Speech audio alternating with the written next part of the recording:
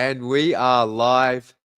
Welcome back to the Pistons Jack YouTube channel, where we are going to be reacting to the Duncan Robinson signing and some other things going on with day 2 of NBA free agency for your Detroit Pistons.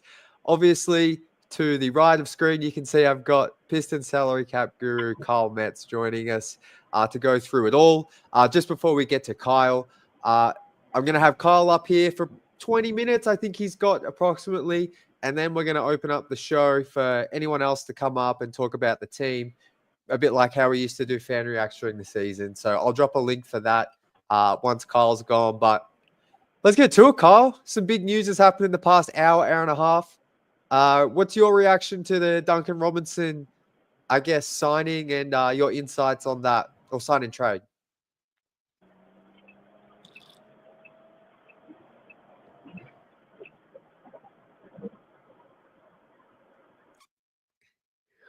We may not. Kyle might have dropped out. This might be a bit anticlimactic. Just while I'm waiting for Kyle to fix up his connection. So the Pistons, for those that missed it, completed a sign and trade with Miami. For I'm just gonna take Kyle off the screen for a second while he gets fixed up.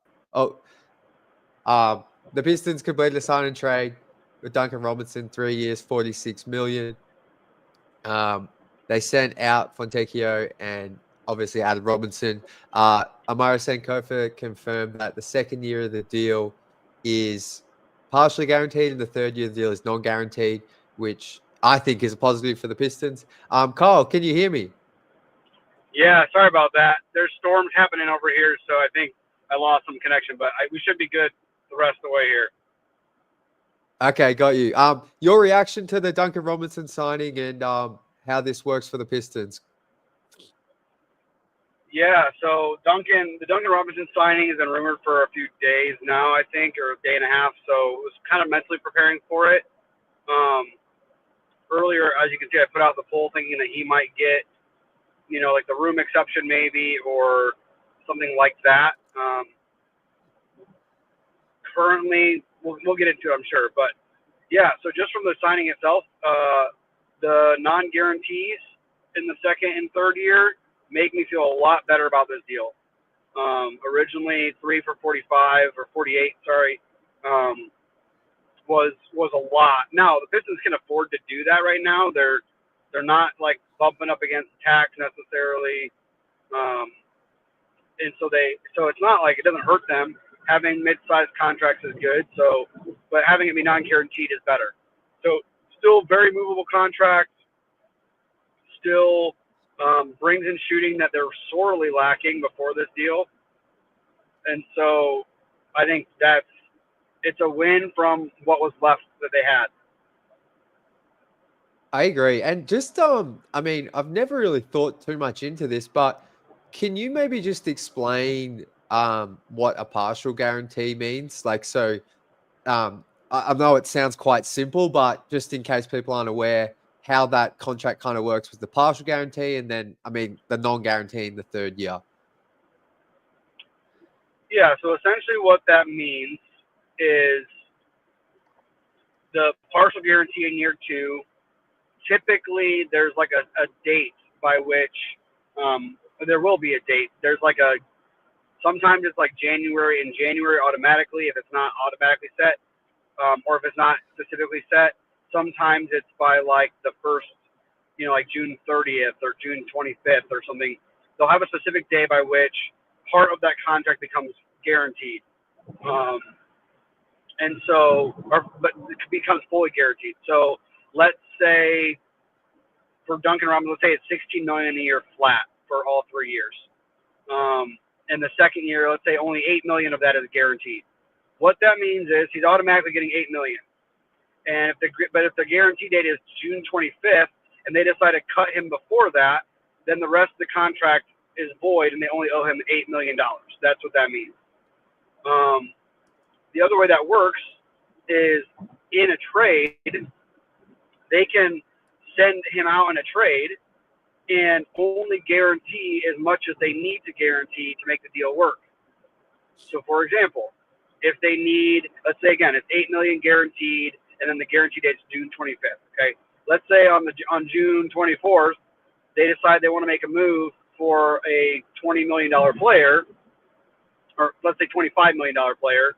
They can guarantee $2 more million of that and send him out and bring back the money they need to make the deal work. And then that other team can cut him for whatever's left over if they don't want to hold that. Yeah. But you have, in a trade, you have to guarantee as much as it takes to sign. So that's what that means. It basically gives them some increased flexibility from a cap standpoint and from trade standpoint, should they want to use him as that, which I think they will probably want to use him as that next summer as more people come available, or maybe even as soon as the trade deadline. So just keep an eye on that. I think that, I think that's a good point you raise. And guys, we'll get to Duncan Robinson's skill and the player. I'll talk about that more maybe once Kyle's gone. I just want to maximize Kyle while we've got him talking about the cap and the options here. But that is important to remember. Like, even with the Karis LeVert trade, and it's similar with Tobias. Like, these are like contracts you can use in trades as well. They're nice sized deals. A YouTube user has a couple of questions here for you, Kyle. The first one was, do we have any cap space left, and how are all the transactions going to work with the cap? Bit of a broad question, but I guess overall, where does this leave the Pistons? Yeah, that's a really good question. And right now, it's still very much up in the air, because everything the Pistons have done at this point can work as an over-the-cap team or an under-the-cap team. So there's nothing definitive yet. They do not have any more cap room left if they operated as an under-the-cap team. What they would have is the $8 million room exception. So if they were under the cap and did all this under the cap, that's what they have left is the $8.8 million room exception. If they were an over the cap team, which the only reason at this point they would do that is if they want to keep the sign and trade with Schroder alive, which it sounds like that is happening still. The team has sorry, I took a wrong turn. That's always fun. You're good. Yeah. So what I'm hearing is that the sign and trade with Schroder is not dead necessarily, because they added that non-guaranteed third year. That means he's still eligible to be a sign and trade candidate. And so what I'm hearing is the team has about 5 days. The Kings are basically giving the Pistons 5 days to see if they can work out a sign and trade partner, or a way they want to use that money, which would open up them bringing back a $22 million in salary. Wow. Is how that would work.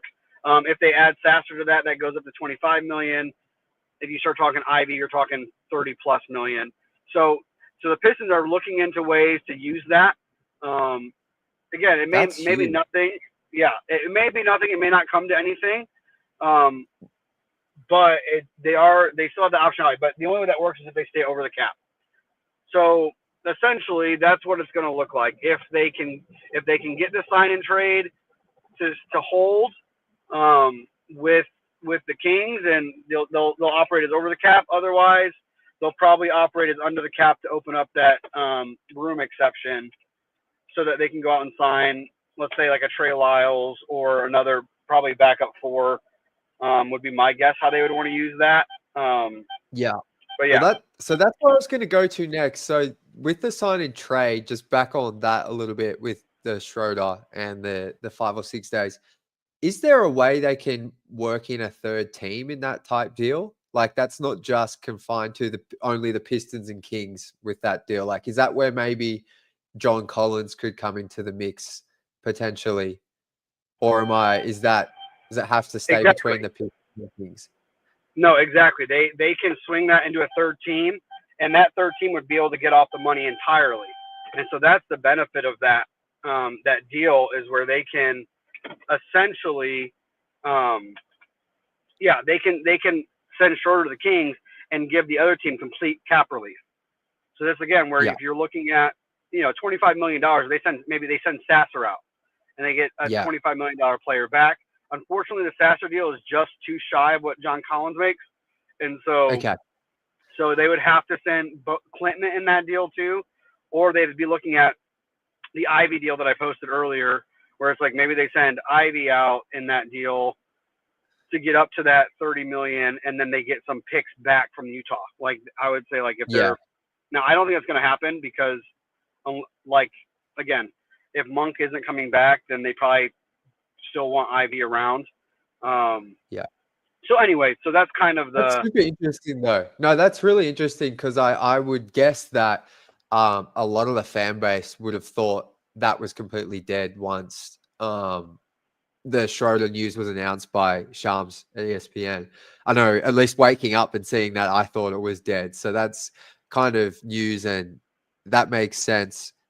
What the Pistons could be looking at there to keep building out this roster, because I think the next thing we're probably going to chat about, and I can see the fan base talking about a lot, is who's going to be that kind of backup four, or what it feels like we're short in the front court right now, at least following the Robinson signing. So I know you touched on Trey Lyles then, more so with like the type of contract they could add. Was that if they were stay under the cap? They can use that room exception.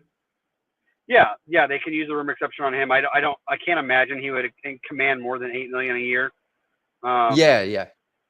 So that would be surprising to me. So they can sign a player outright with that as well. That doesn't have to be a trade. So that's, but it can also be a trade. So if there's, someone else. The interesting thing is, I don't know how are the Kings wanting to move Keegan Murray. Like maybe that's a straight up, they bring Keegan Murray back, and then they keep Schroder as a sign and trade, and then that opens up their MLE. So for the Kings, if they send someone back, it opens up that $14 million MLE for them. But they don't. But it sounds like that's not necessarily what it has to look like for it to work. It also, if the Pistons send Sasser back to the Kings, they can get DeRozan back. So that would be another guy who has played the four in the past.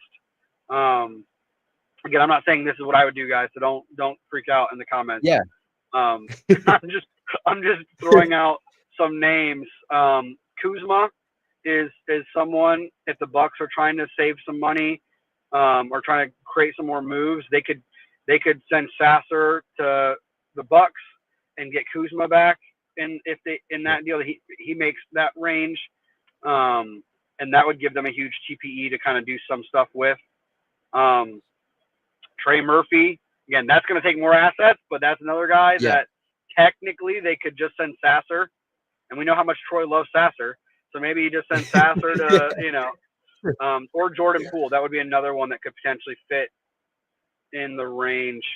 No, Jordan Poole would be too high. Sorry, that was with Ivy going out. But yeah, so just there's a lot of forwards that kind of are in that. PJ Washington. There are some other names I can pull up a list, but yeah. So there's a lot of forwards that could be available just by keeping the sign and trade alive. But then there's probably some lower name with the room exception. They can probably find someone in that $8 million range. It's just going to be lower on the total pool. And at that point, my question is Detroit just more comfortable giving Ron and Asar more minutes by letting them play the four, just to get them on the court more? Because Duncan Robinson has size as well, and so does LeVert, so they can push down to the 3 or up to the 2. Duncan has played the 4 in the past, so I'm wondering, there's a lot of mouths to feed now, and if they still want Asar and Ron to get run, they might feel like they're fine, unless there's like a major move, like a John Collins, that would clearly be an upgrade to justify not giving those guys minutes. Yeah, that's a really key point, is because I know we spoke about, or at least we were talking about it yesterday, about how I think it was more so me, not yourself, just saying how I'm not sure about Ron or Asar at the 4, but with the signing of Robinson, he's definitely, Duncan Robinson to me is kind of like a true three man. Like can play a little bit of four. He's like 6'8", I think. Like putting him at the two, I'm not 100% sure about. So maybe they do see, like you said, a world where Asar and Ron are going to play some minutes at the four and fill that backup four between them, those minutes. Or a little bit of Duncan Robinson, like you said, maybe they think they have enough size now, because that was one of my key takeaways following the sign and trade, was looking in just in my mind, thinking of the Pistons' potential 10-man rotation. Ivy's the only one that's shorter than 6'6". So the Pistons now have, I know like Duncan Robinson isn't a good defender. Like I'm not saying he's a good defender, but he's still 6'8". Like he's not like the thing with THJ and Beasley was they were like kind of undersized, definitely at the three. And even at the two, like they weren't undersized, but they weren't big or anything. So that's the thing I like about Levert and Robinson. So it's definitely interesting. So the key takeaways are that the Pistons, if they are still looking to get like another, I'm just going to call it a big move, make like for a bigger contract player, that's still very much on the table with that. And it all will start with that King sign and trade. Is that the only way they could kind of do that without like an actual trading of a key player they have right now? Right. Yeah. And I would say that's definitely the most likely path. And at this point, I would say that 25 million, 26 million is probably the top of that, because then they're pushing into the tax. With Duncan getting up to 48 million, originally I was hearing 45 million. So them getting to 48 million, they can structure that so where the first year is only like 15.5 million. And so that could create some wiggle room, but I would be looking at that $25 million range, even if they can get more. Like they're not going to want to do much more than that, because that will push them into the tax. So that's kind of what I would be looking at. Again, John Collins would be interesting, but I think the numbers would get a little hard to do. And I think Clintman is just a second round pick, but I'd hate to send out Sasser and Clintman in that to make that work for 1 year rental of him, of Collins. So, but yeah, so they have some options. We all know that most likely that's not going to happen. Like just to not get everyone's hopes up. Like it gives us something to play with the trade machines a little more, although they haven't really been working. But yeah, it gives us something to keep an eye on and give some optionality. But right now, the key takeaway is we still don't even know if they're over the cap team or under the cap team, because everything they've done works for both, which is great. Trajan and Blackstone are doing what they said, optionality and moves around the margins. I think they've had to do more than they wanted to do, but the Beasley news is definitely looking worse and worse by the day. And so they had to pivot quickly. And I think they're doing a pretty good job considering everything that they were working with. So yeah, no, I was just going to ask, like, I'm not sure if you have to go before you go. I'd just like to get your sort of take on how the front office has gone, because I woke up to a Twitter timeline that you would have thought the Pistons traded Cade Cunningham for 2 second-round picks. So, to be honest, you're probably one of the main people I trust to give an assessment on how they've gone, or the person. So, yeah, just any final thoughts for right now as to, on top of what you kind of said, for how they've kind of placed themselves considering the circumstances. Yeah, I think it is still underwhelming. I think that but I think they've done a really good job, at least from a cap standpoint. Again, they've kept their options open. So even that, like that, they haven't had to decide if they're over the cap or under the cap yet, because they can kind of see, does this room exception help us more than this sign and trade with Schroder? Like those are all things that they still can decide.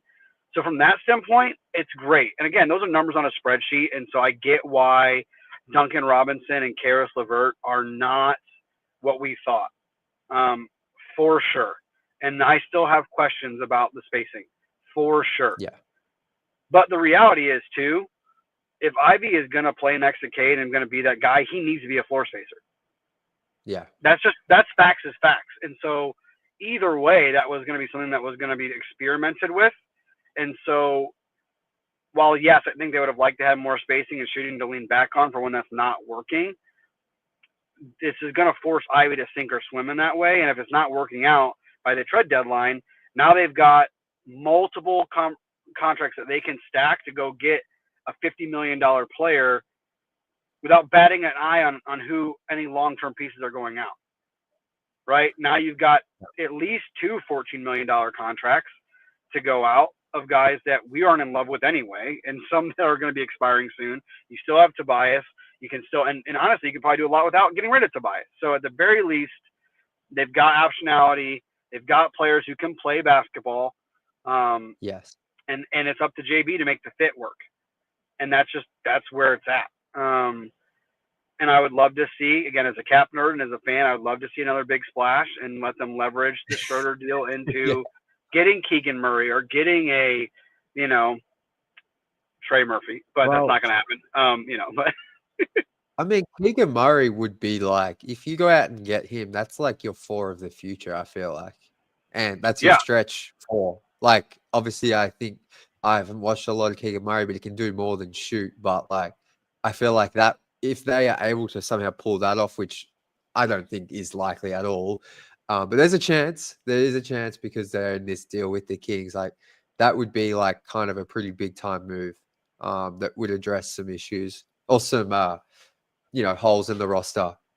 Like, so we'll see. I feel like it's probably, like you were saying, like it's more likely we just use that room exception to add a player. Maybe it is just I feel like we're just probably going to end up with some minimums and maybe like a Trey Lyles, but we'll see what happens. It's good. Like just me as pure fan listening to you talk about like still having optionality, having these contracts that are tradable, and long term, we're still not really tied up in anything that could be bad. Like obviously there's the Cade and we'll see what happens with Ivy and Durham, but it's like there's still a lot of flexibility there. So I think considering what happened less than 24 hours before free agency opened, like I think like fans, no, everyone should just be feeling like, I feel like fine or better. Like I guess there's no reason to be panicking. I think that's probably a bit of an overreaction. Yeah, and I think the talent level of the team is the same as it was last year. It's just the pieces are slightly different. Like, I think just to remember, I don't think anyone felt super great about Tobias, THJ, and Beasley going into last year. And quite frankly, like those guys are a big reason they did what they did. THJ was a loss, and for all intents and purposes. Like I think they could gotten better with him. Like I think there was going in, we all thought maybe they can upgrade that position, and then so we're feeling we're kind of staying where we are, but now we have even more increased flexibility and even more guns or bullets in the gun to go get a bigger fish when it's time. And so I think that's the takeaway. Even if they're not heads and shoulders better than they were last year at this time, we'll see. And then it goes back to internal development. The last thing I'll say is on the Keegan Murray, and then I got to bounce. Is most likely I don't know how interested they will be in Keegan Murray because that gives them 3 players that were all drafted in the lottery in the same draft that need extended at the same time. So if Keegan Murray is coming back somehow, like they probably will want to move on from JD or Ivy just from like we're not going to pay all these 3 an extension most That's likely. A very good point. So Keegan fits more of a hole then with the guys on the roster. Maybe that gives them more onus to go trade Ivy. But again, that's a lot of moving pieces. So my guess is it ends up just being one big money player somewhere else that can play the 4, or they just let it ride and take. Because the other thing is they can keep the sign and trade and just have a $14 million trade exception. So that's the other thing that they could do. Oh, okay. Like they don't have to do anything right now. They would get that $14.1 million trade exception. Again, that only works for a $14 million player rather than a $22 million player if they do it now. And it's more money, but it's more limited because the $8 million room exception can be to sign player or trade player, whereas a TPU would just be to trade player. So those are the options they're looking at. We'll kind of see what they do. I love it, Carl. Well, thank you so much for jumping on again, everyone. Carl Metz at Carl Metz 23 on Twitter. Please go follow him. I'm gonna chuck that in the in the chat. Please go follow him. Amazing work. And yeah, thank you so much for jumping on again, man. I know everyone loves your insights. We're lucky to have you. So I can't do any of that. Hey, it's a joy and a privilege, and I will hopefully we'll be on here again tomorrow. Yes, sir. Yes, sir. Trey Murphy trade. We'll keep fingers crossed. I love it, man. Enjoy the rest of your night. Thanks again. Peace. Peace, bro. What a man. I'm just going to chuck Kyle's out in the chat now. Please go follow him on Twitter, guys. Let's get him to, I think he's nearly at 1,000 followers. Seriously, the work he puts in, like, to keep us all informed. He was on with Koo the other day on Locked On Pistons. This time of year, you have to be following Kyle, because there is some good salary cap people on Twitter in Keith Smith that do the NBA as a whole. But yeah, if you just want Piston stuff, if you ever see rumors, Kyle's always putting up together fake trades so you can understand if that's actually possible. So please go follow Kyle over on Twitter. So a couple of things. I'm now going to open up the show for anyone watching to come up and join and talk about anything we've seen so far in free agency. Kyle's just given us the complete lowdown on everything cap related. So if you're watching this back and it's not live, this is the point now we're going to transition to just bringing up people to share their thoughts on the team. We're going to talk about Duncan Robinson's fit, Karis LeVert's fit. Really excited to chat with everyone. I will pop the link in the chat now.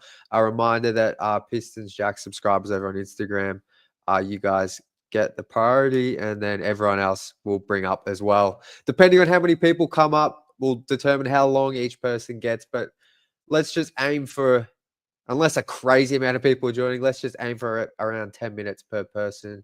We'll see, though. I'll be able to see who joins across the bottom. Looks like we've got Tom Herr here first. I know Prince, I think, is joining.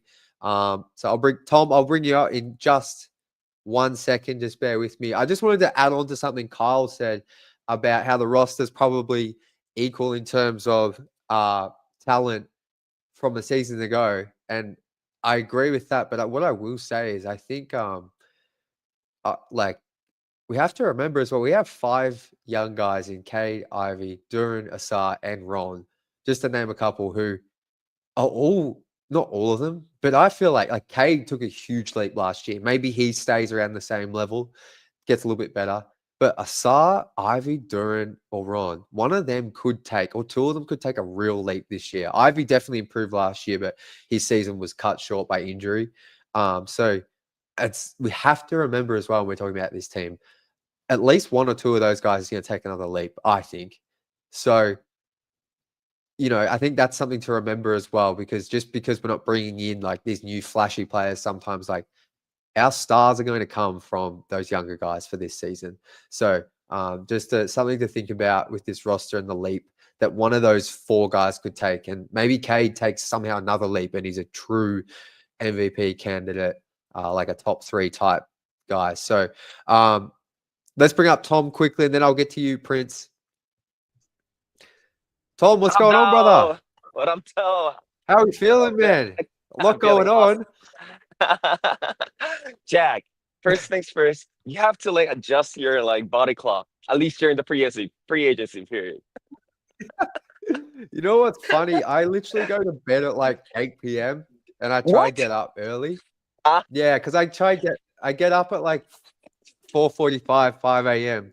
So that's why I miss some stuff. I always see you're up really late, and we're on a similar time zone. But it's when all the news dropped, it was around 1 a.m. here in Korea, and the dopamine from all the trades, I couldn't sleep. I was literally about to sleep when I was telling Pistons Twitter, all right, wake me up if anything happens. And then Miles Turner gets traded. He signs with the Bucks. Dame gets waived. That was crazy. Yeah, that's crazy. Well, yeah, I think maybe because I know, Tom, you were big on bringing back the team from last year, but it looks like now only Tobias will be the only vet coming back. How are you feeling just about the moves, the vets that have left? First of all, I've grown so attached to the team of last year. I think it was obviously one of my favorite Pistons team of all time. So it's kind of really sad to see Dennis, THJ, and especially what happened with Beasley.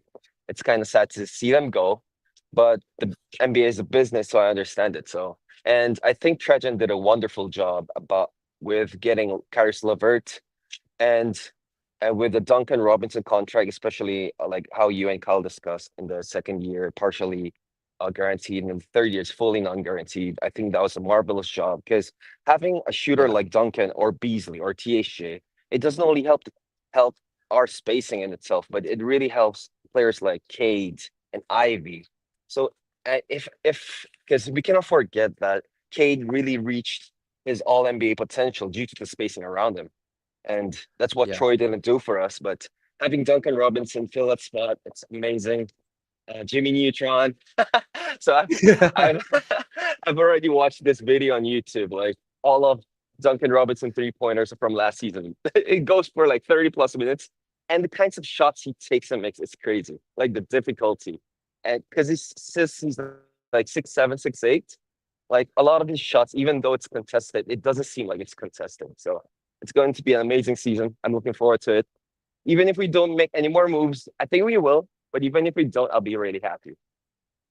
Yeah, I think I think the panic on Pistons Twitter was a bit of an overreaction, but it's It is. Yeah. it was, look, I can see why people feel like that, definitely. Like, because you see our vets leaving and you're like kind of sitting there wondering what's going on. But I will say, like, the whole time I saw Hardaway leaving and Schroder leaving, in my mind, I was like, this is the Pistons' decision to let them go because they're working on a bigger deal. So, like, Right. I personally, I never really panicked, but like, I'm very sad. Like, I actually really enjoyed Tim Hardaway Jr. I thought he won Same. the Pistons a couple of games. There's that Miami game where he hit like 4 or 5 threes in overtime.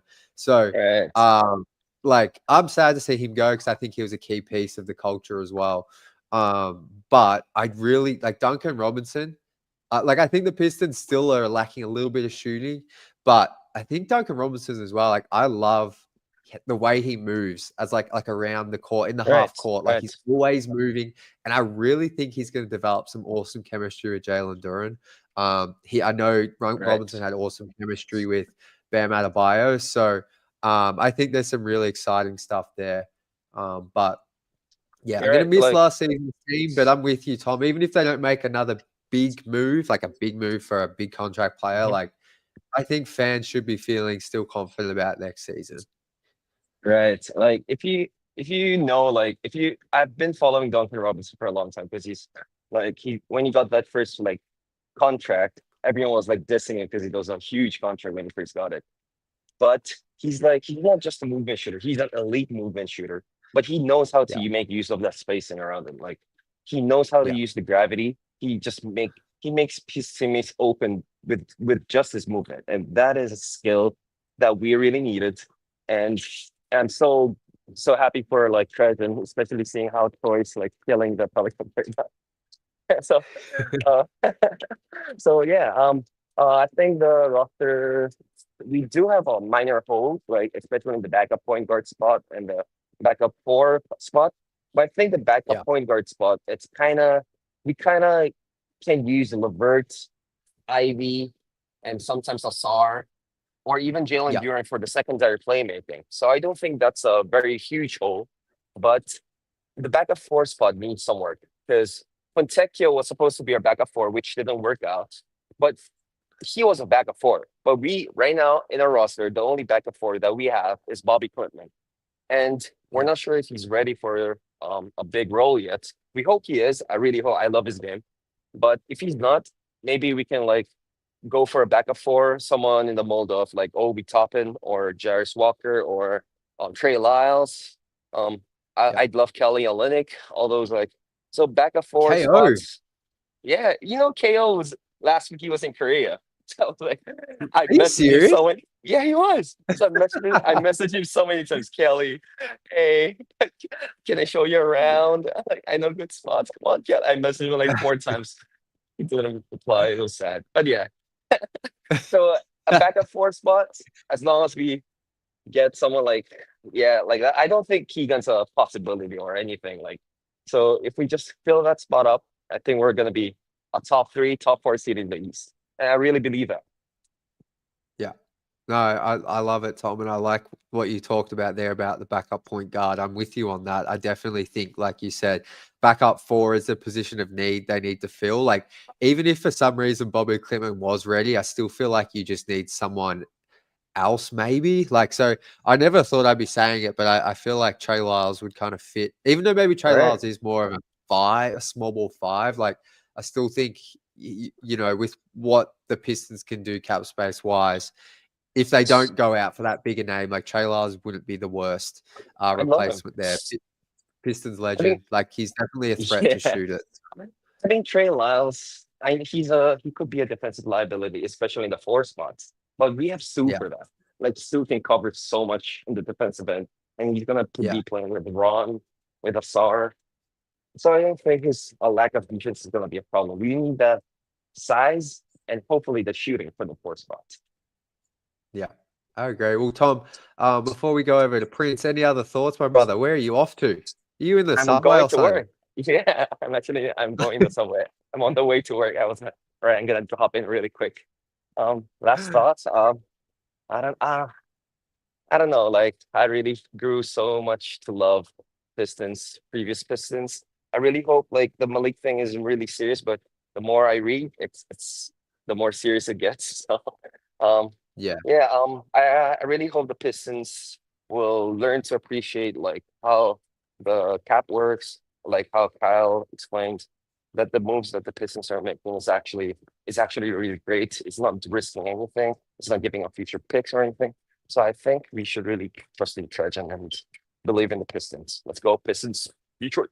love it. Thanks. Love it, Tom. Appreciate you, brother. Enjoy your day at work. We You chat too, soon, my Jack. guy. Bye, guys. Catch you, bro.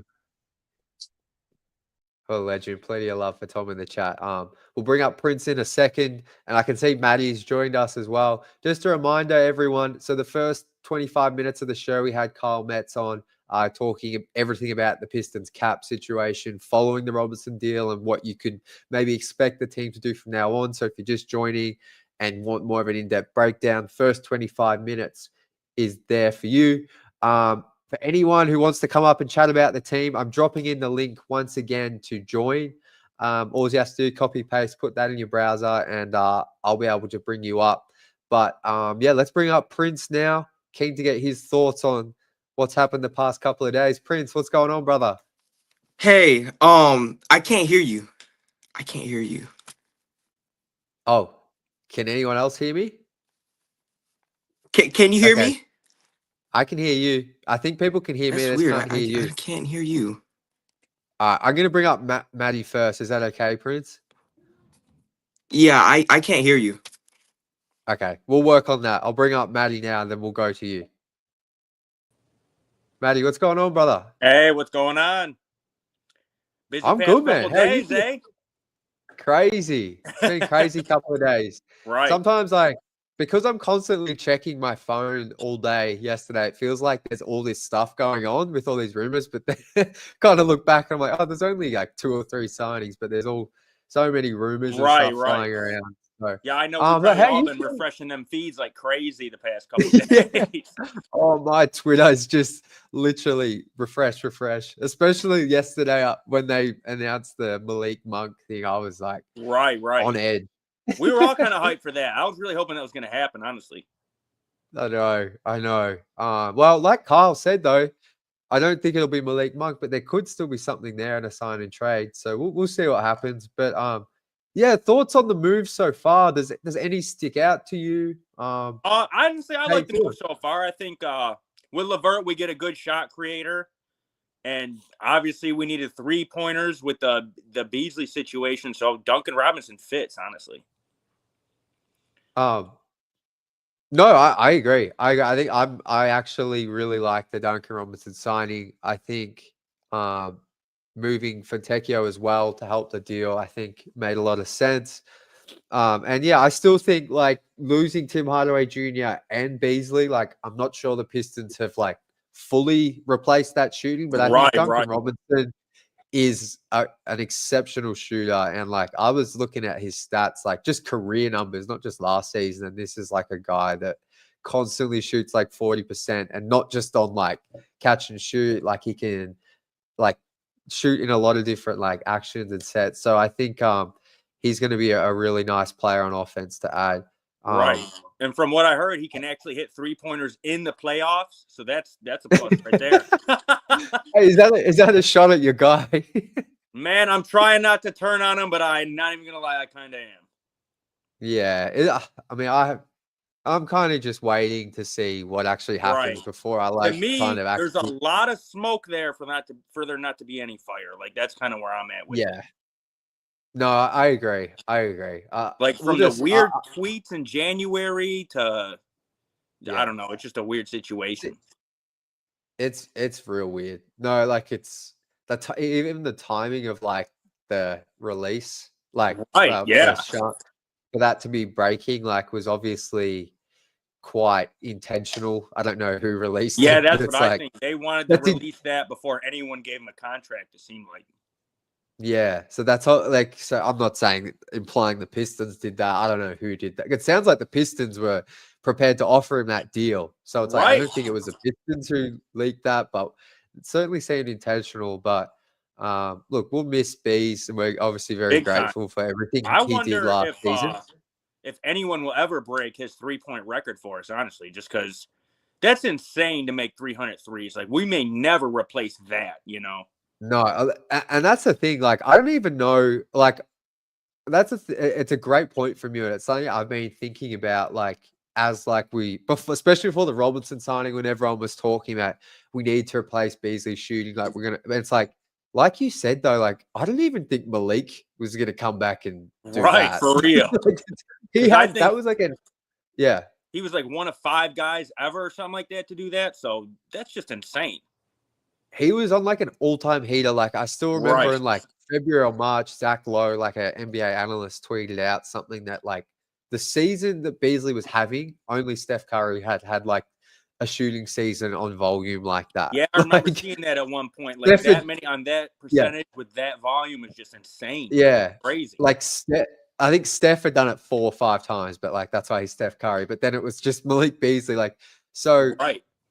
We'll definitely miss him, but even if Malik came back, like I don't know if you're probably not getting that season again. Right. But yeah, look, it's been a weird situation. I don't really know how to react to it until like it's a weird way to lose a player. Like someone didn't sign him over us. It's like we lost him to something out of everyone's control, really.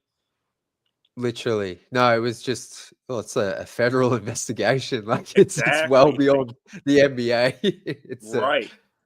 Look, yeah, it's a crazy situation. We'll see what happens, but I do think it's pretty safe to say he won't be on the Pistons, right, for this season at the least. But yeah, where else do you want to take it, Matty? I guess Antonio asked a pretty simple question here. Do you think the team has improved based on what we've seen so far, just from last season? Can you see improvement? You got to see more. I think we could see improvement just because of the core. Like veterans are probably going to come and go, but this core is the main thing that matters. And if they have growth, which I think the organization is counting on, a lot of fans are counting on, then we'll be okay. Honestly, no, I'm with you. If they hadn't have signed Duncan Robinson and we were still looking for like that real elite shooter, I'd be a little bit nervous. But it always seemed like the Pistons might have got a deal done with Robinson. Especially when I saw they just let THJ walk for a minimum to Denver. Like, I was like, okay. I know the Robinson news broke pretty shortly after. But I was like, okay, they must have some shooter lined up. Right. I feel like THJ would have wanted to come back to Detroit. So if they were willing to let him walk, obviously they knew they had a shooter coming. But I'm with you. Like, it's the main growth at the end of the day, if you can have decent veterans, is going to come from that young core. Right. And if you believe in that young core, then I think you should feel like the team has improved. Whether or not they're a top 3 seed in the East, or 4 seed, I understand if people are doubting that. I'm not really doubting it yet. To be honest, I'm not all in on the Hawks hype train like a lot of people are, but I think they're going to be better. Yeah, I understand. Do think they got better for sure. They definitely got better. But like, I still think I saw some stuff, people being like, are the Pistons going to be top 6 next season? Like genuinely worried about that. I think you know, I get kind of that, but I think the Pistons, like, I believe in this young core. I think they're definitely going to be top 6, barring like injury, obviously. Yeah, we just really need a backup 4, and like Kyle was saying, we got the flexibility to do something still. So that was the main thing, is just keeping flexibility under this new, the cap rules. Exactly. No, Kyle did a great job breaking that down. It made me feel even better about where we're at right now. And right. I'm with you. I think backup 4. If I had to do a very short wish list for the rest of the offseason, it would be that backup 4 for sure, and then maybe like a backup or a third string point guard potentially. Right. Yeah, that's what I would do too. But yeah, Matty, any other thoughts, my guy, before we go to Prince? It's kind of cool getting 2 Michigan guys that were college teammates, honestly. I was like, I guess we're just bringing Michigan guys in this year. Do you follow Michigan? I've never actually asked you this. I do a little bit. Yeah. I try to stay out of the debates. I don't support either. Right. Honestly, I'll watch them both. If one of the teams are doing good, I'll support them. Yeah. No, it's I know there's obviously Karis LeVert. I didn't realize LeVert until I was looking up yesterday actually played with THJ on that 2013 team. He must have been like a freshman. Oh, and wow. Then and then Duncan Robinson, what year did he play? I wasn't really tapped in. I want to say, what when he start? Like 2015 to 18 or something like that, I want to say. Oh, maybe he was on the team then with Karis. At some point, he might have just not been playing. Yeah, there was pictures of them as teammates or whatever. Really? Yeah, I've seen. So they've played together, and that helps chemistry. No, that's awesome. Thoughts? Do you have thoughts on that? We haven't really spoken about Karis LeVert on today's show. Any thoughts on that signing? I think he's a decent player. Honestly, he's a guy that can get hot. He's a guy that can create his own shot, and he can defend. So I think that was a solid signing. 2 years, that's not bad. The only thing that gave me pause about the Duncan signing was the 3 years. But once you broke that down, how the third year wasn't guaranteed, the second year, I'm like, okay, I could live with that for sure. Yeah, I think a lot of people felt like that. I was definitely the same with you. Right. I was like, 3 years, 46. I was like, I like it. I like Duncan the player, maybe just a little bit much. But like once I heard those details, shout out to Amari Sankofa, who I think had that information. Right, because that came out kind of like after the country, the details came out after. So yeah, that definitely wasn't in Shams' tweet, at least. Maybe he had it in his article, but I saw Amari from Free Press had that info. So no, I think that's a great call from you. Well, yeah, let's see what happens, Matty. Do you have any predictions before I let you go? Man, it's hard to call right now, honestly. It's just been a crazy couple of days. But I think we should still be top 6. I don't think that should be a problem. Yeah, definitely. I think so. That's the main thing. Stay out of the play. Hey, Cunningham. We literally have a top 15 NBA player. Exactly. So at the end of the day, we still got Kate. Like, we're good. And we're good. All right. Exactly. And I'm telling you, I just feel like one of Asar, Ivy, or Duran is going to take a big leap. At least one of them. Right. And I know they improved last year, and Ivy took a bit of a leap for injury, but I feel like one of those 3 guys. Maybe it's Ron, but one of those 3 guys heading into years 3 and 4. I feel like that's when you typically see like a real leap. Yeah, the real leap for real. Yeah. Yeah. So one of them, I think I'm glad you brought that up because I think people should definitely should remember that. But Matty, thanks for jumping on, brother. I appreciate you. No problem. Love the coverage the past couple of days. Honestly, it's been good to have someone kind of keep us updated. Appreciate that, my guy. We'll chat soon. Enjoy the rest of your night. All right, Jack. Go Pistons. Go Pistons. All right. We're going to bring up Prince in a moment. I hope he and I's audio is working okay. But just a reminder, I'm going to drop a link in once again. We've got Prince scheduled. Then it's open for anyone to come up and chat Pistons hoops. So dropping the link in now. Like I said, probably 10 minutes ago, all you have to do is copy and paste that link into your browser, whether on your phone or computer, and you'll be able to come up here and we'll chat for 10 minutes or so about the team. But let's get Prince up here. Yeah, I can hear you all right. What's going on, man? Can you hear me okay? I can hear you all right. That's great.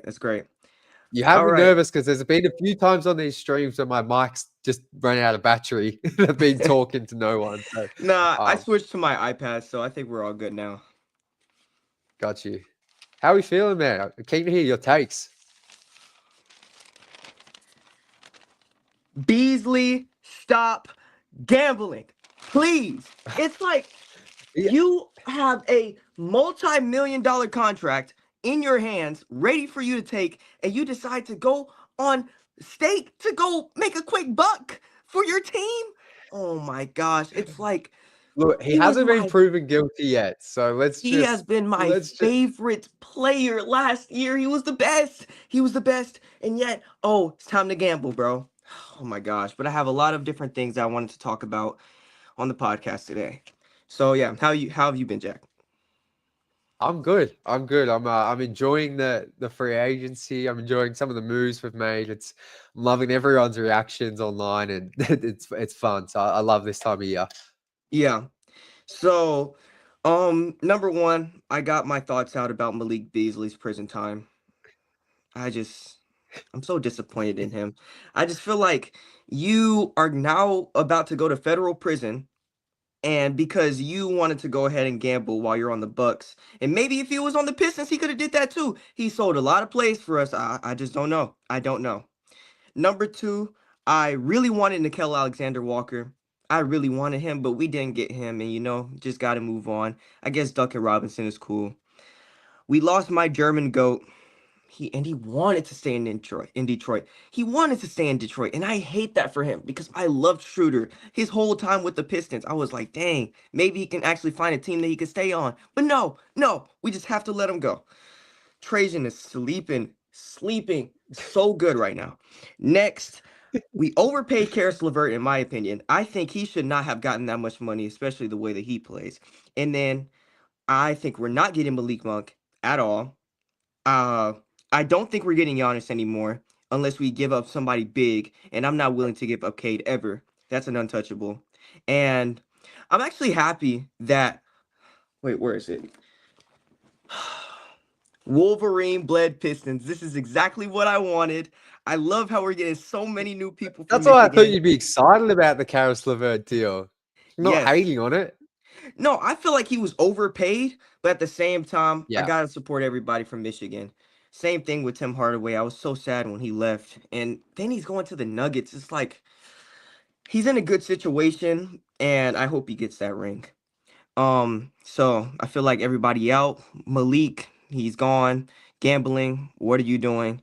Then I'm not worried about Tech. I wanted him to go. I wanted Tobias to Yeah. go too, but I guess he's not leaving. Hopefully we can see something tomorrow. I want him out of here soon. I'm sad about my German goat. He was so great. And then this is in. Can Ivy play next season? I don't know. I really hope that Ivy can play because we need him, especially in a time like Yeah. this. Well, I I think didn't. that's why they let Dennis Schroder go, because they're putting all their belief, not all of it, but a fair bit of belief in Ivy filling those backup point guard minutes. And I think Ivy can do it for sure. Like, if they had brought Dennis back, I think Tom brought it up here. 45 million for Dennis Schroder across 3 years. Like, I feel like if you're invested in Ivy, you probably don't want to be putting that much money into another backup point guard.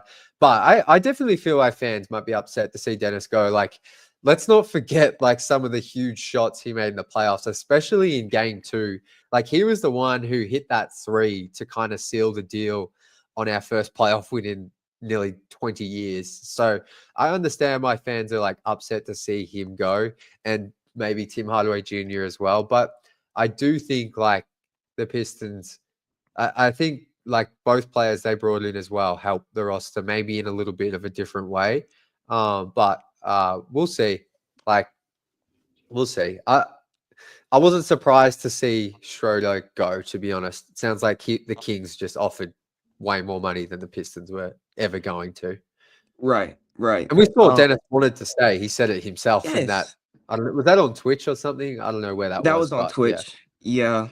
And I also wanted to clear up what I think Matty said. So, Duncan Robinson, he played with the 2019 team that went to the national championship, if I'm not wrong, from what I remember. So, yeah. Yeah. And Karis LeVert, he played way before him. But yeah, I feel like Duncan Robinson pickup was a relief. It was definitely a Yeah. relief. That's somebody that I truly wanted, and I'm glad that he's coming. He's all right, but at the same time, I feel like he can definitely fill in that shooting. And I feel like it's a long shot, but Chaz Lanier and Lindy Waters might be the next Splash Brothers. To me, I love Lindy Waters and I'm I a, love his shooting. yeah. No, And I think we keep. I know I keep forgetting about the draft. It was only like 5 days ago, and I keep forgetting that we did just bring in an elite shooter, and Chaz Lanier is like 23 years old. Like I feel like he's going to be a guy that if he's up to it, they will play in the rotation because I can't see them bringing along slowly him. Like he might be the 11th man, like that Marcus Sasser type role of last year where he doesn't play every game, but maybe every third game. yeah, I like Lindy Waters as well. I wonder if they do bring him back on a minimum. I guess maybe is not considering, but the shooting would be ideal. exactly. But yeah, that's all I have. What are your takes? No, I like it. I like it. I like you're aggressive. I personally think I don't want them to move on from Tobias unless it's for a big, like an actual real move. I think it's going to be good to have Tobias back as a vet. And I think Tobias was underrated last year. I think apart from maybe, was it game 3 in the playoffs where he had foul trouble and didn't really score? I thought he was actually like really solid. Like he was awesome in game 5. He was good in game 1. I think he was like really serviceable, and if they don't have any other like starting 4 men that they can go get, like I think Tobias is fine. And I think you can still use his contract to maybe make a bigger trade at the deadline if the teams needs to do that.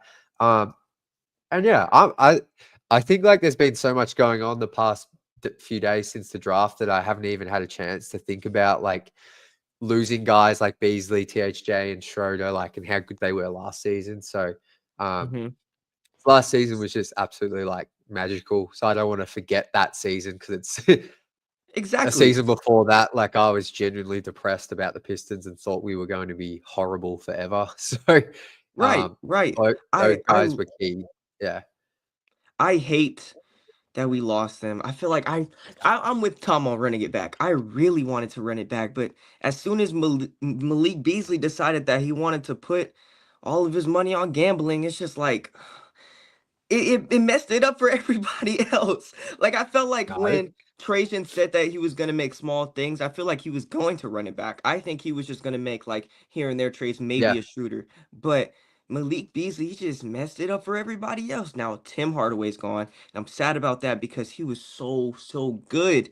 I loved him. In the playoffs, he was mid, but during the regular season, he had a lot of great games. And I wanted to see that from him again. And I'm hoping that I can see Ivy take in that point guard position over Cade. Not to mention when you said that we still have a top 15, top 10 in my opinion, top 10 player in the NBA on our team. I think that's great. And not only that, but the East is wide open. So we still have a lot of time even when it comes to next offseason. But I feel like our goal for this year is definitely to at least win a playoff series. That's my goal for this year. it should be. It should be. When you go 6 games with the Knicks in the first round, your goal should be now to win a playoff series. I'm not saying it's an absolute failure if they don't win a playoff series, as long as it's competitive, but I think that should definitely be their goal. So I agree with you on that. And yeah, it's. I think you're right as well. Like I think Trajan, when he did that pre-draft press conference you're talking about, I think he probably was just going to re-sign Beasley, and then maybe I think if they re-sign Beasley, they still could have added someone like Karis LeVert. They definitely probably aren't getting Duncan Robinson potentially. I don't think maybe they look for someone else. So that I think going back to what Kyle was talking about, I think that's why Pistons fans should feel good about the front office because they had this complete unforeseen Malik Beasley situation derail probably a large chunk of their plans, at least their plan A, and they were able to pivot and still, I think we all feel pretty happy with the moves they've made so far. Or if you're not happy, you're not like overly mad. They've kind of just pivoted laterally. So yeah, I like your takes, Prince. I'll be honest. So when you drop Giannis there, I don't think Giannis was ever a thing for Detroit, but I love you throwing in a hot take there. Mhm. Yeah, I wrote down a whole lot of things that I wanted to happen, and I'm just like, it's like Well, I want to let's let see. things happen. I want to let things happen, but at the same time, I'm just so disappointed in Beasley. It's like every time I think about it, every time I see a picture in my camera roll, him doing the shimmy, it's like we could have had so much. We could have done so much with him, and it's just like, why? I'll ask you this last question, Prince. hmm Who do you think's going to replace Beasley if we look at the roster right now as the vibes guy? As the vibes guy, I thought the vibes guy was Tobias. Oh, Well, I mean, with Beasley, whatever you want to describe Beasley's personality. yeah, yeah. I feel like maybe because I feel like everybody that we got, they're usually just ooh, vibes guy. I think Tobias is gonna take it, but if anything, I hope it's Jalen Duren or Cade because they Yeah, really show because they're young and I love how they're yeah, young and they have that kind of energy where it's like, oh, we're gonna bring in Detroit basketball energy, good or bad, and that's all I want to see. That's really all I want to see, just Detroit basketball energy. That's all we need. And I feel like if we can have that, then we can definitely be a successful team, and we can get all these new because you see how fast it took to all the new players from last year to click with all the young core. If the same thing can happen this year with all these new people, whether it be Levert, whether it be Chaz, whether it be Robinson, I think, or whoever we get tomorrow, hopefully we can get rid of Tobias. I know you love Tobias, but I I don't want to see him go, but at the same time, I do. It's very mixed emotions because even with that's everything fair. happening right now, I don't want Tobias to go right now. But at the same time, if it really comes down to the wire, like you said, I would love to trade him. But Yeah, I hope that we can run it back. I hope that we can get good enough, at least be over the 6 seed. If it doesn't happen, that's okay. But I feel like the East is wide open this year. So we have to at I least agree. get to the 6 seed. And yeah, hopefully we can make a great playoff run. And that's all that matters to me. Detroit basketball and at least winning a series. That's all that is to me, personally. I love it. I think that's a great way to wrap it up, Prince. I love hmm your takes, my man. Thanks for jumping on, brother, and we'll chat soon, I'm sure. Of course, together all the time together. Let's go. Catch you, bro. Enjoy your night. All right. So currently, shout out to Prince, shout out to Matty, Tom, obviously Carl at the start for jumping on so far. If anyone else, it's open air. I'm going to answer a couple of questions, and if anyone wants to jump on in the next couple of minutes, we'll keep going. Otherwise, I'll wrap it up after we go through a few comments. So I'm just dropping the link one more time in the chat. As I've said a couple of times, copy and paste that into your browser within your phone computer and it'll work. We can come up and we can talk about anything you would like with Pistons free agency. But a couple of questions here. Shout out to my guy Mark. Appreciate you, my man, with the super chat. You're an absolute star. Yeah, Jack. Man, the trade of Robinson for Tech is definitely an upgrade, in my opinion. Levert is going to help for sure. JI18 need more time to develop handles. I agree with all of that. And like we were talking about that earlier, Mark, in the sense of that backup point guard position, I think Ivy is going to fill a lot of those minutes. And then I think Asar as well. I think even Trajan spoke about it in his pre-draft press conference about Asar improving his handle, being able to do a little bit more off the dribble as an area he's working on this summer. So I think those guys need those minutes. And when I say they're going to take the backup point guard minutes, I don't mean that Ivy's coming off the bench or that Asar's coming off the bench. I just mean like you make the minutes work when Cade's off the floor, that those guys are handling the ball. And I think Karis LeVert can help in that department as well. So appreciate you, Mark. Looks like we've got James joining. Just going to answer this last question, then we'll get to you, James. Sean, why don't we go after Mo Wagner? I haven't really I had him on like an extended list for the Pistons, but I just feel like he's going back to the Magic. Like I just feel like he's not going to leave his brother. Maybe that's stupid of me to think, but he would be an awesome stretch big. I wonder if the Pistons could afford him. we were talking about it earlier with Kyle, like the Pistons potentially having $8 million with the room exception if they stay under the cap. Maybe they could add Mo Wagner if he was going to leave. I could be completely wrong there, though, guys. So don't quote me on that. But I just see him going back to the Magic. They loved having him there. I know they've made some big splashes, so maybe they can't afford to keep him. But look, if they were able to sign him, Sean, I think it's a great call from you. All right, let's bring up my man James here. All right. James, what's going on, my friend? What's up, Jack? How you doing, bro? I've been wanting to get on for a while. Oh, I'm so happy to have you on, man. How are we feeling? Dude, I'm good. Here's all my Piston stuff right here, bro. Wow. Is that signed, Kate? Yeah, dude, I actually met Cade in Denver. Since I live in Colorado, I don't live near the Pistons. I'm in the same situation, but I met Cade at the game, so he signed my T-shirt. Let's go. That's Dude, so sick. Yeah, I'm super into the Pistons. Is that like what action figure is that? Is that? Oh, that's a Ben Wallace underneath? one. I'm gonna see if I can flip my camera, bro. I'm so sorry. I like low-key want to see it, but like I can at least like flip it back to you. But I got like a Ben Wallace that's right there. sick. That's But so yeah, fire. I got a signed I love Isaiah it, man. Thomas poster too. So Let's go. You're a well, yeah, diehard. we got a whole big Pistons collection, bro. Man, I got to get my room set up properly. Dude, yeah, I know, Yeah, Jack. give me I'll put you inspiration. on. But how yeah, you no, feel I'm about on free to- agency, man? Dude, I've been excited about all the news I've been hearing. I've heard about pretty much about the Levert signing. I was sad about the Beasley things because that kind of shakes up like where we have like any sharpshooters or any like depth at shooting. But that's why I'm glad we got Robinson in that scenario because at least we have something solid there. Definitely. No, I think Duncan Robinson, I think everyone should feel relieved and excited about that signing for the shooting concerns. I think he's going to be really, really good for the team. Even if he has some defensive questions, so did Malik and Tim Hardaway. So Yeah. I'm really excited about the signing. Is there any players that you're kind of eyeing around, seeing that like are on the market? Because I know Malik Monk was like kind of shot down a little bit earlier in the day, so like I'm kind of wondering who you're thinking about.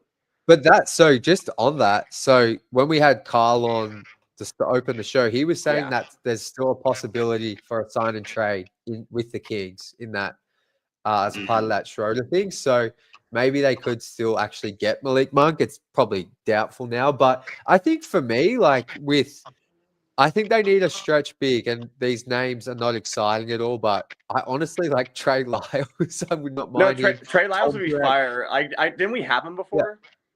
Yeah, back in Cade's rookie season, like back in, that must have been 2021 or something like that.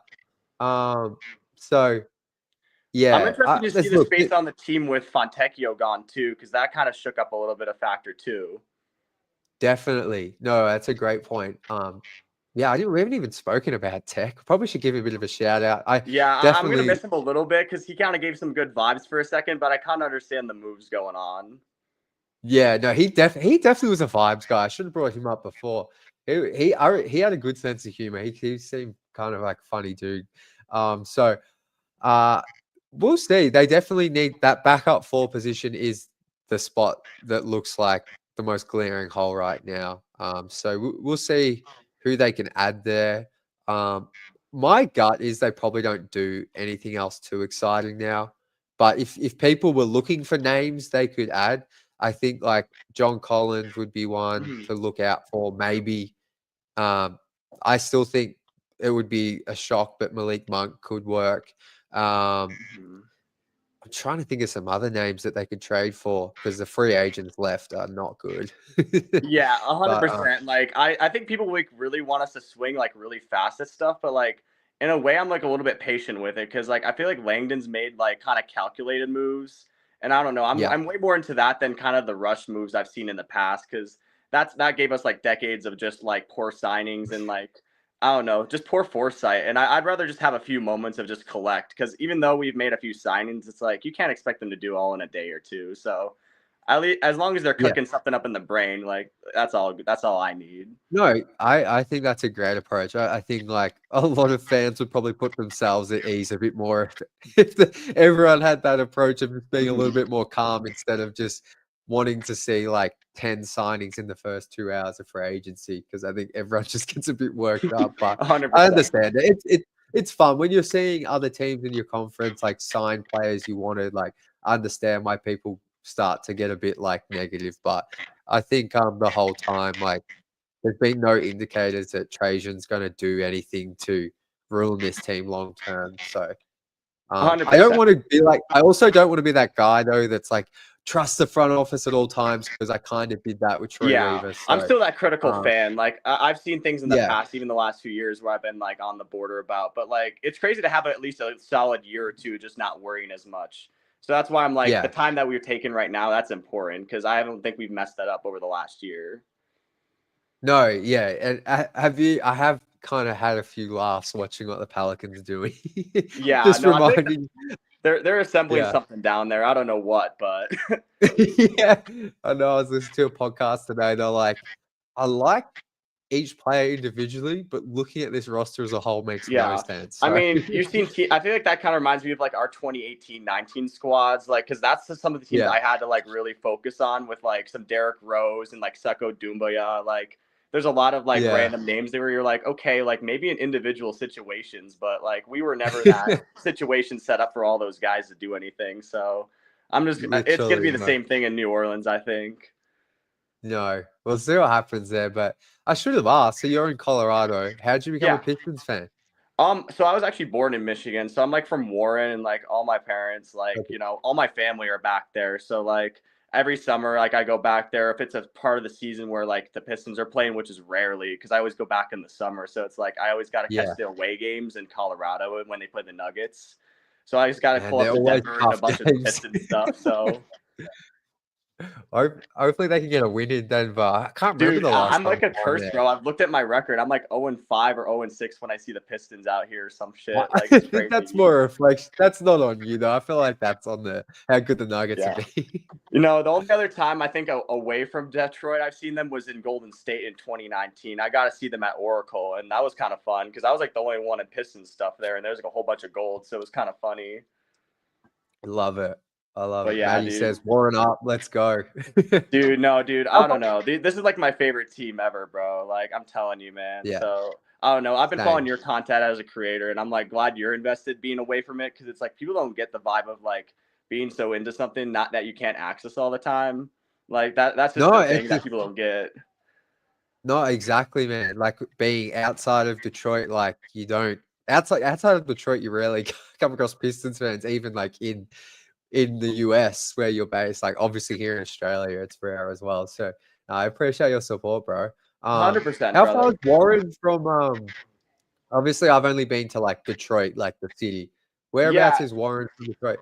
It's not too far out. Like it's within city limit range depending on where you're at. Like there's not parts of Warren Also, it's that like a go suburb? like what's up? Is it like a suburb of Well, at least where Detroit my or more of parents a were at, it was town? like low key suburban area. Okay. Like it wasn't crazy. Like it was Yeah. a decent area. And then like we like moved to Sterling Heights at some point just for a little bit. And then like that's another suburb like further north. And then we ended up moving to like northern Colorado, which was a crazy move. But I don't know. All the vibes, like my dad's a huge Detroit sports fan, so he's like, we're not stopping that out here. So I've been just going everything since then. I love it, man. I love it. Ooh, any other thoughts, my guy? Appreciate you No, jumping on. I mean, I just like to add to like the free agency talk, the buzz. Like, I mean, I've always been a fan. Like, the season's been giving me some good vibes. Like, I just like connecting with the fans and just knowing what they're about too. Because I feel like we're all on the wave of like patience, but like anticipation. So I always like to see what the buzz is about because we're sad about how the season ended. And like, I mean, I almost like crashed out over that Brunson shot, but we have so much to look forward to beyond the playoff ending because we reached a peak that like we didn't think we'd get to, and that people don't get that sometimes. Like I thought we were only going to be a play-in team at most at some point. So I'm just glad that we reached a higher level than expectations. So I'm very content. Yeah, I was in the building for the Brunson shot, and as soon as I saw he like crossed over Asar, I'm like, yeah, he's not missing this. He's been listening to chants of "F you Brunson" for like like he's making this shot. This is Don't his worry, my moment. house is just as loud as that, man. So like, believe me, we created as many waves of like fan base we could, but like, I love Pistons Nation, and like, it doesn't matter if we win or lose, dude. Like, we show up, and Yeah. like, I don't really care I- about anything else besides that. The fan base is incredible. Pistons fans are so passionate. Yeah. I love it. You can't I ever love get it. anything better than that, bro. I'm telling you, you picked the right fan base.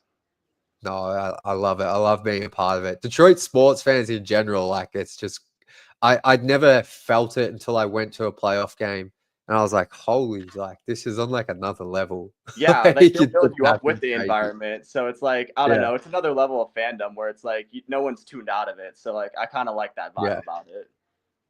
I love it. Well, James, thanks so much for jumping on, man. So nice to meet you. Excited to have you 100%. back on all Oh our yeah, man. shows I'll whenever keep you in have the touch, time. and I hope to be back on, brother.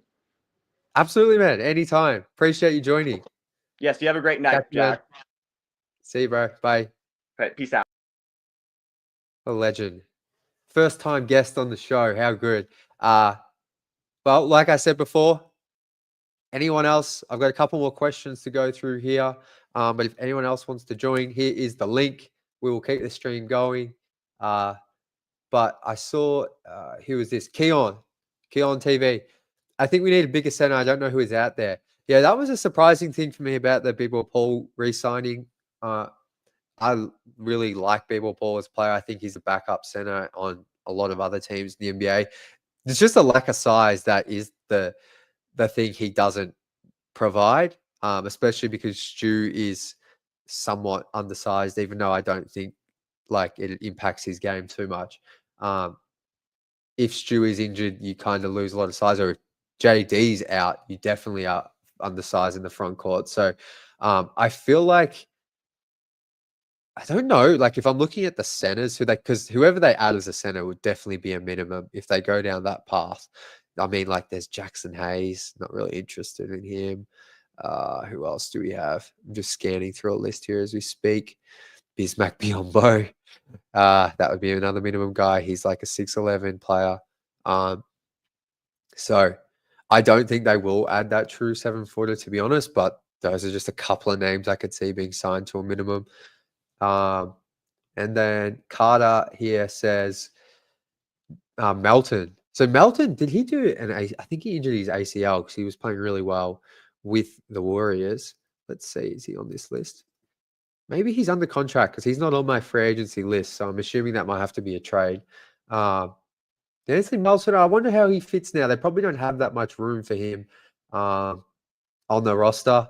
Even though I love him as a player, I don't think he would have much of a role considering our backcourt and the depth we have right now. Look, guys, it doesn't look like anyone's joining. Just scanning some final comments here. Pistons next. Without Simone, I have no reason to use this emoji. I will miss that emoji.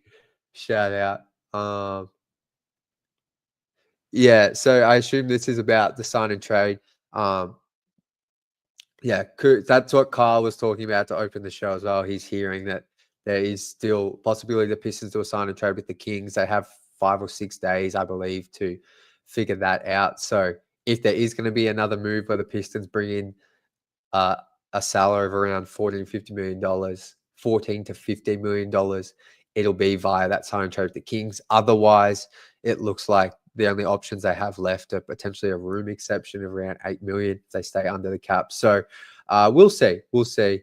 I like Al Horford as well. I just feel like he's going back to the Celtics, or I saw who else? Another team was really interested in Al Horford. I love that name, but I feel like he might be too expensive for the Pistons to get. We'll see, though. Great name to throw out. BP1, what do I think about Kuminga? I've never been a Kuminga guy, and I just think he doesn't really he's another guy you have to sign and trade and extend him right now. He has just finished his 4th year, so he would be a sign and trade guy. I think he would take away from Ron and Asar's development personally in that around that 3 or 4 position. So whilst I think Kuminga could be a solid player, I'm just not too interested in what it would require to keep developing him and pay him. And and what he could take away from some of our other young guys. But interesting name for sure. Urban here, Drummond would have been ideal. Yeah, I saw Andre, though, he opted into his player option, so he still had that to go back to 76ers. So to get him, it would have had to be a trade.